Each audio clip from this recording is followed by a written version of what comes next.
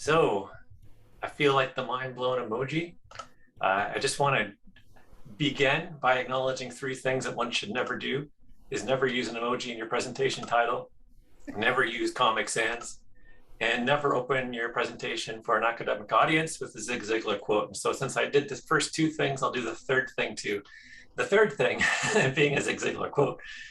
And Zig Ziglar said, if you're not willing to learn, no one can help you. And if you are determined to learn, no one can stop you. And over the past few years, I've noticed this kind of something of a trend, I guess, of watching individuals, very often students, introduced to complexity theory, spend some time in it, spend some time thinking about it, and then become rather animated by it, reinvigorated maybe in their studies. And this observation has brought me back to this this quote of questionable veracity from Zig Ziglar. But I mean, just the underlying question, like what motivates a person to learn? What motivates a person to explore? What motivates a person not to just accept, the world as they're given it at face value? What fires up a person's curiosity? And anecdotally, like it seems that like complexity theory and spending time in it and spending time with it, being exposed to it, can be kind of a driver of curiosity. And so I've been thinking about this question and how it relates to then ways and approaches and opportunities for communicating complexity and inviting people into the domain, into the discipline, so to speak, to explore. So the quote, I feel like a mind blown emoji. It's not mine. A student last year, kind of shared that when thinking about how what they were exploring in complexity was helping connect the dots between various other courses that they were taking, and thinking about, like, in their fourth year of studies, how a number of different components were beginning to converge in a way that felt like the mind blown emoji, apparently. So my hope for this, for the next few minutes here, is to share some thoughts in progress about a potential relationship between complexity and an inspiration for learning. And this is kind of a presentation about complexity, and so it's also kind of a presentation about teaching, or maybe it's about thinking about communicating complexity from the heart and perspective of an educator. And what I would really love to do here is share some thoughts that I've learned, but the goal really towards the objective here is really to kind of create a space to crowdsource some additional input. So I just want to share with you what I've learned in the hopes that it kind of creates an opportunity for you to share as well. And a great place to begin that sharing is to think about our own origin stories, in the sense of asking, like, where did the concept of complexity click for you? Like, what was the moment where the world got a whole lot less linear and a whole lot more maybe holistic,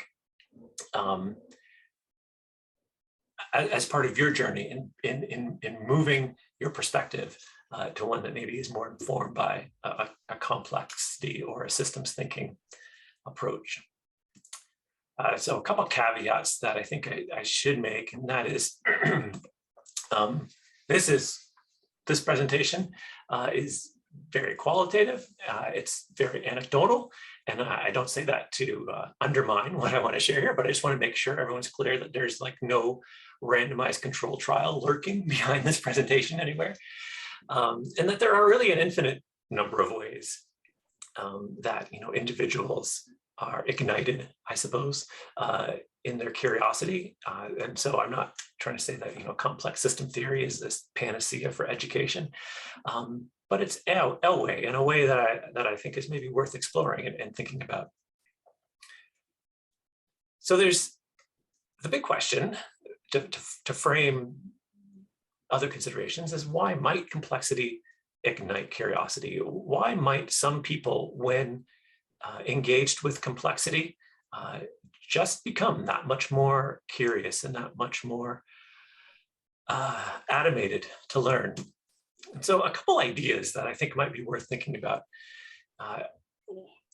are as follows. One being this concept of an information gap. And that's, it goes back to this inquiry into the nature of curiosity itself, and seeing curiosity as the space between, feeling that there's a gap between what one knows and what exists to be known. But interestingly, it means the continuation of that gap, the persistence of that gap.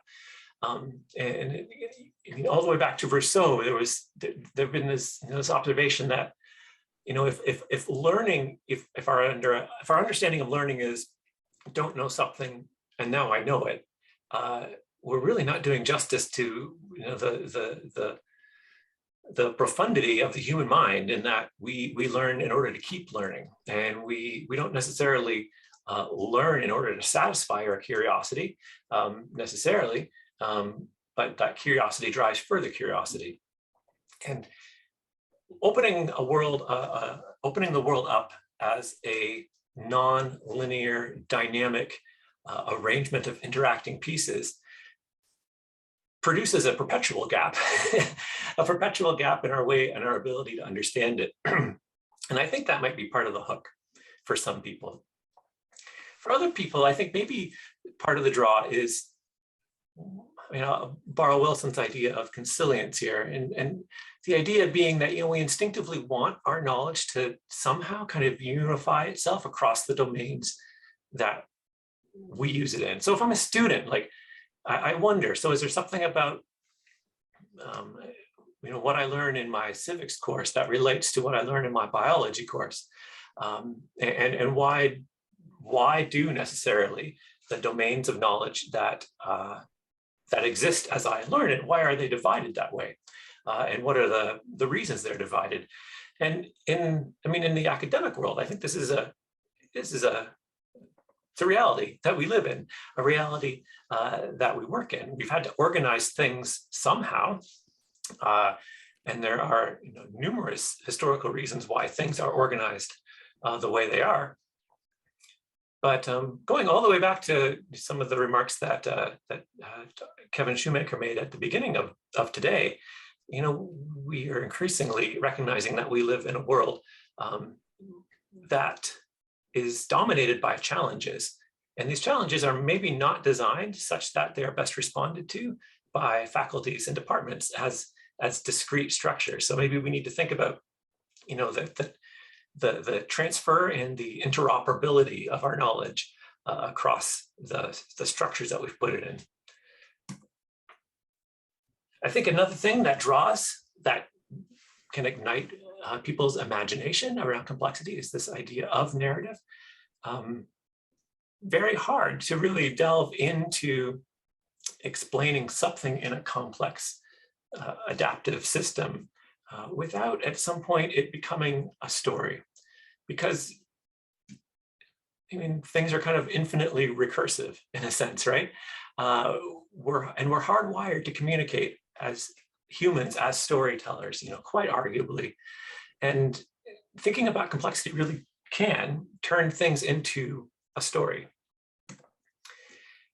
And the last reflection, which I don't have anyone to quote for this, it's just it's an idea in progress, but someone else I'm sure has written about it with far more profundity and insight. But something about looking at the world through a complex adaptive systems lens. If I look at like my social world through that lens, then I'm probably inclined to then begin describing other people's behavior as being at least in part related to their worldviews, to their value structures, to their perspectives.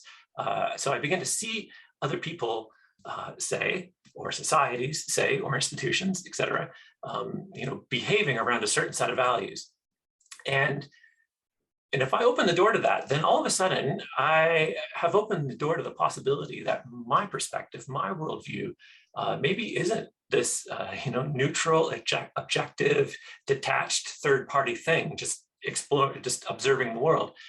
And that really opens up this infinite possibility that the way I see the world is not necessarily the way the world is.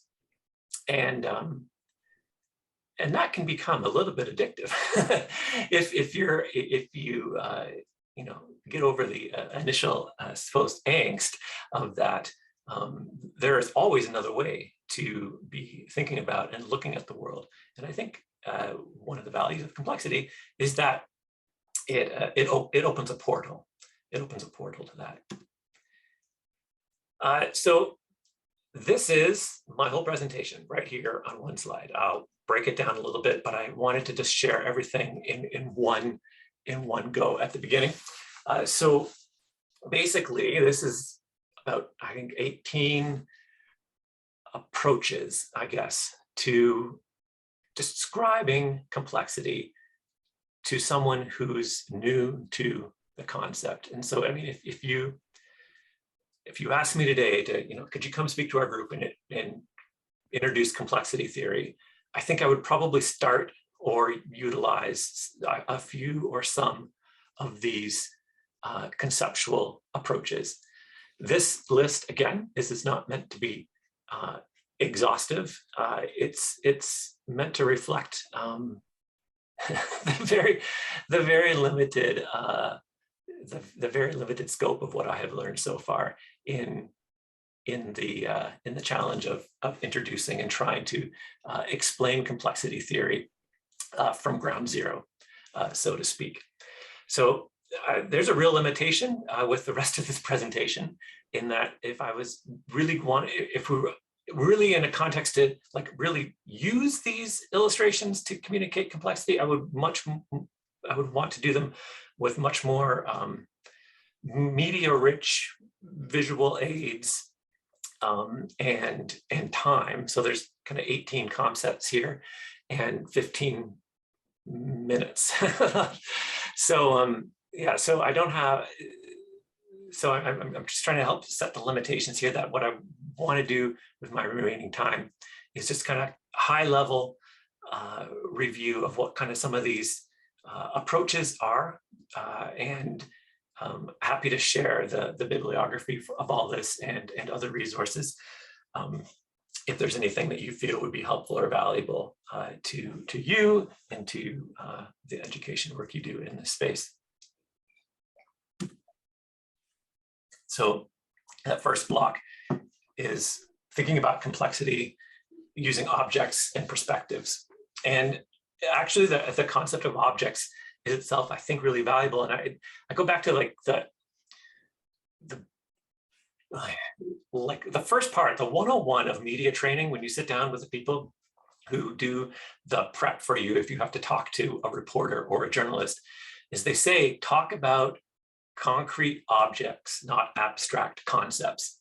So that, if you're talking to a reporter and you say fire service, what happens in people's minds could be anything. Whereas if you say a fire truck, you probably there's probably a better shared mental model among your audience as to what it is that you're trying to communicate.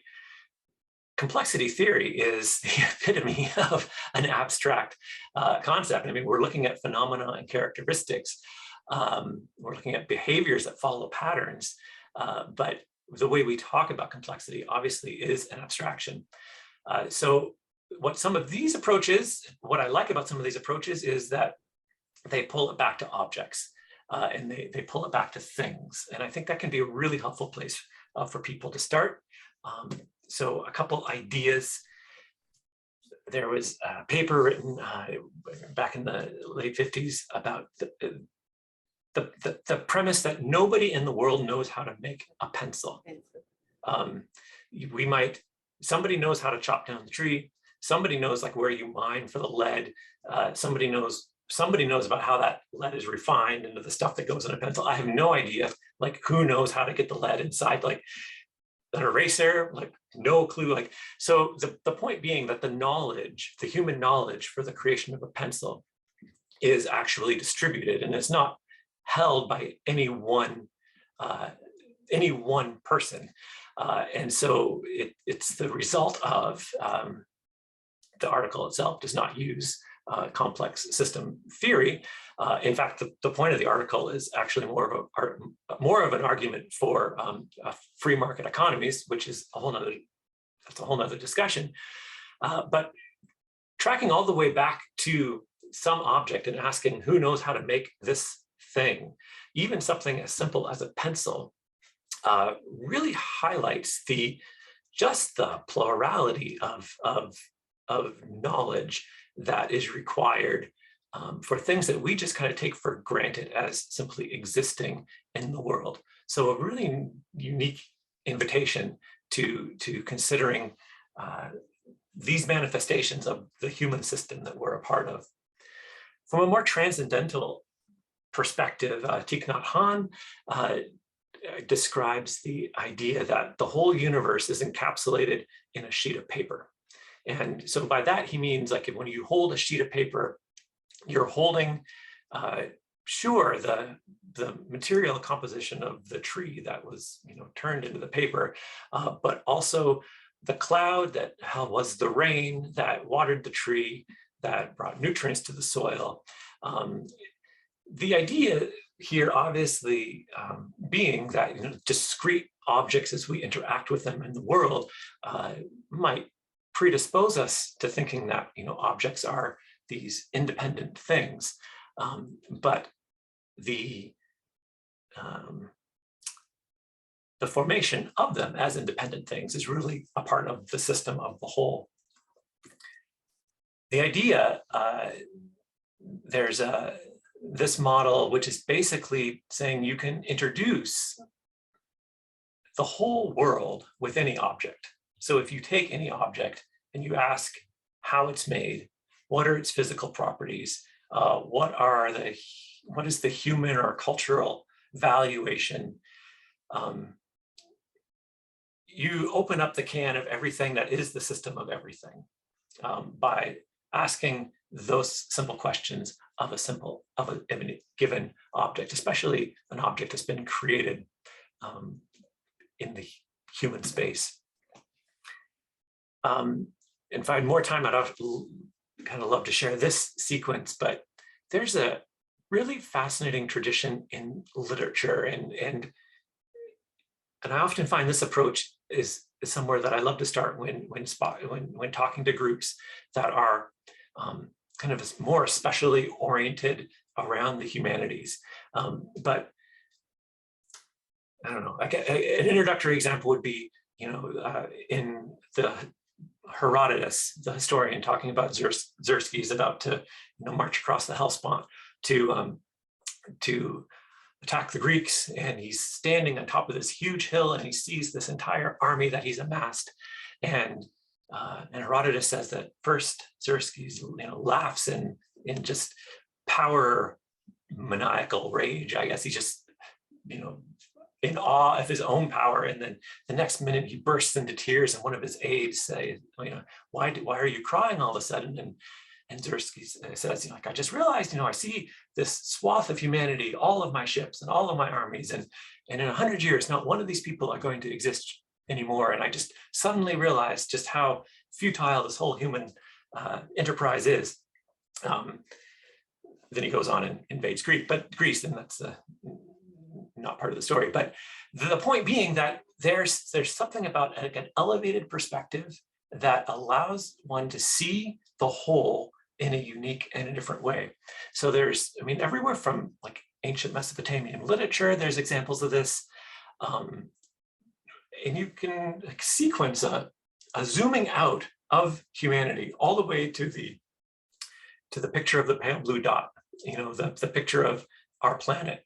That is the farthest picture we have of our planet, where we're just a tiny, tiny little pixel in a great vast of black. And Carl Sagan, looked at that tiny little dot and said, when you zoom out this far, you have to see everything that you're a part of through this perspective. Every war that's been fought has been fought for a tiny part of that speck. Every great occupation and ambition is just a part of that speck. There's a corollary here between, I think, thinking about points of view and thinking about systems. And so when we can invite people to zoom out, and invite us to see ourselves from differing perspectives, then we can think about how that can apply to zooming out in seeing the interactions and relationships between any number of different things. An example along this line is Donella Meadows. And I'm so excited. I mean, Donella Meadows, I think, has been referenced 3 or 4 times already today, which is just fantastic.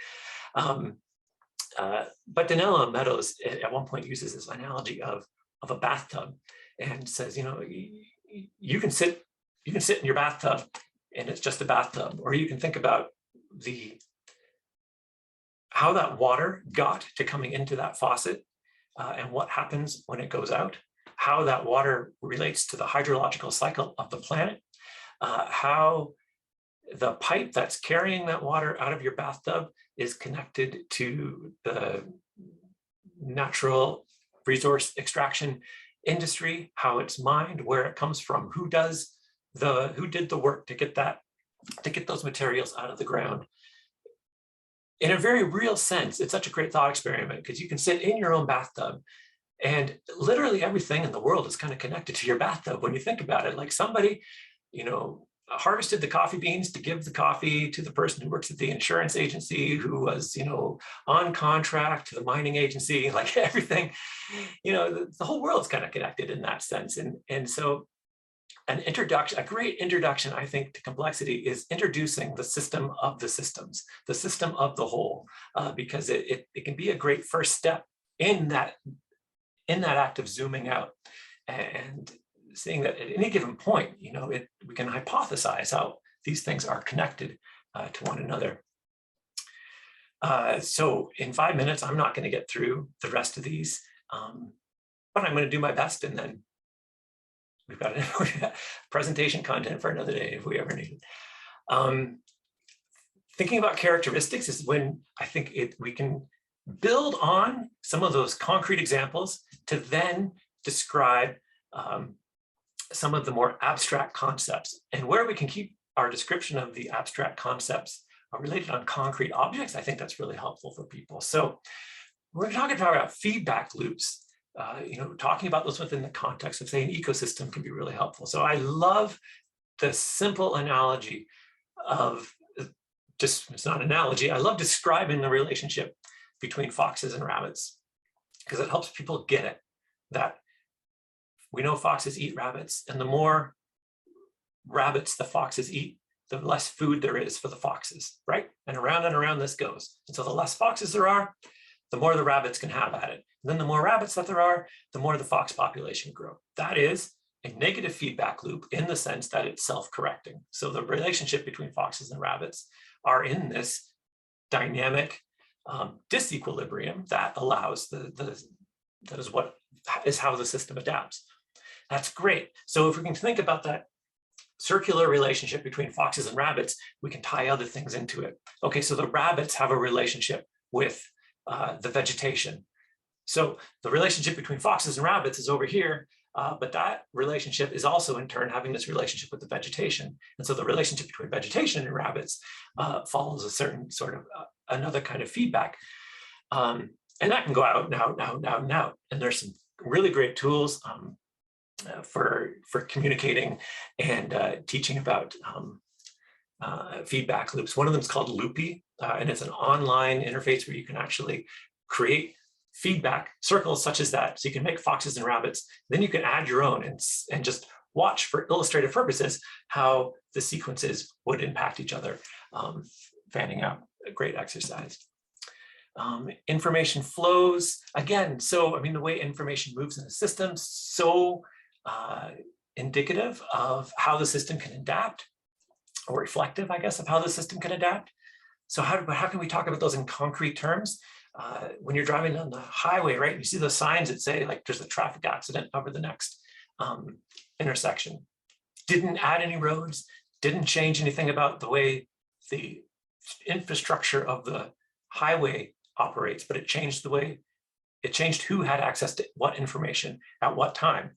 And so we install those kind of signs over highways precisely so the system can self-organize in an alternative way based upon who has information at what time. And an infinite number of examples that can be given for that, everything from highway signs to the to the studies where they take people's energy meters and move them from the side of their house into their front hallway, and how just having that feedback of understanding of the energy that's coming into your house can affect energy usage. Again, didn't really change anything about the house itself other than who had access to what information at what time. Those kind of examples, I think, can go a long way. I'm just going to try to jump through in my 2 minutes remaining, and I'm not going to be the one that knocks the conference off schedule. Yeah, I think having a list of really great stories of unintended consequences, I think, can go a long way to helping people at least be intrigued by the world of complexity. So, Vietnam under French colonial rule, late 19th, early 20th century, the aristocratic French colonizers, decide that it is time that we get rid of all the rats in all the urban areas. And so we'll put together a bounty. So people bring in rat tails and we'll give you money, and then we'll get rid of the rat. You kill the rats, you bring the tails, you get the money. We're just going to eliminate these things. And then, of course, what happens? People start chopping off the rat tails for the bounty, but letting the rats go free so they can make more rats. So you can have more rat tails for more bounties, all the way to, incentivizing an underground rat farming effort in order to generate, income, based upon the offered bounty. So, those unintended consequences help, I think, invite people into a way of thinking about, the worlds that they live in less linear ways. That you can't just assume that, causes and effects have the kind of impact that you think they're going to have from a linear point of view. Anyway, I am going to end it there and turn it back over to Emma. Happy to chat further. If anyone has any questions, we can take it off to another space. Happy to chat more though.